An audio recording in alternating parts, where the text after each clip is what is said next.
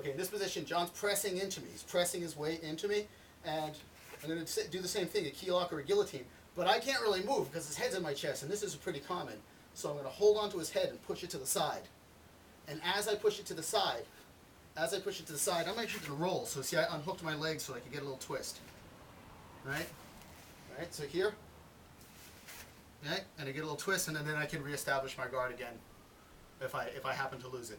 Now from here, I can snake my hand in and slide it across his chin to try to get a guillotine. It might be tight, or I can try to snake my hand into his arm, and so I can go for a key lock, right?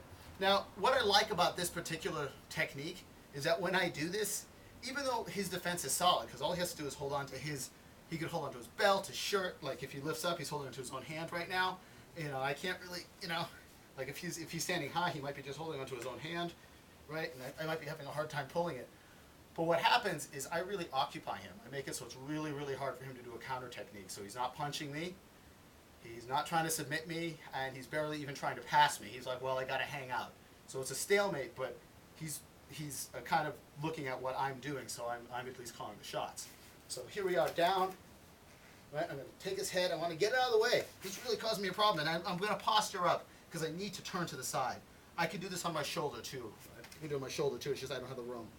So if I can get to my elbow, it's great because I get that space. And let's see if I can get this arm in. See that? Okay. Now I can play with it a little bit.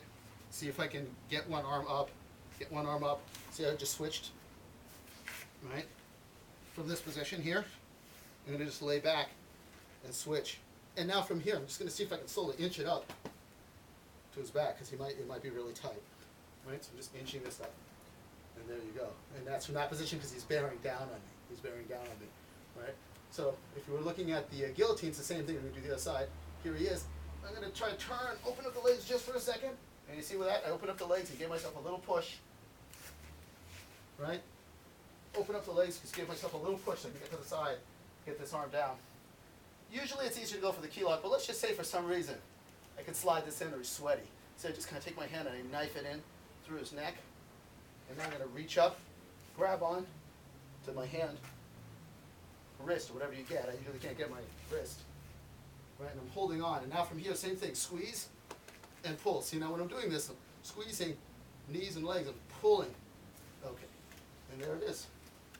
Again, basic key lock guillotine from head down position.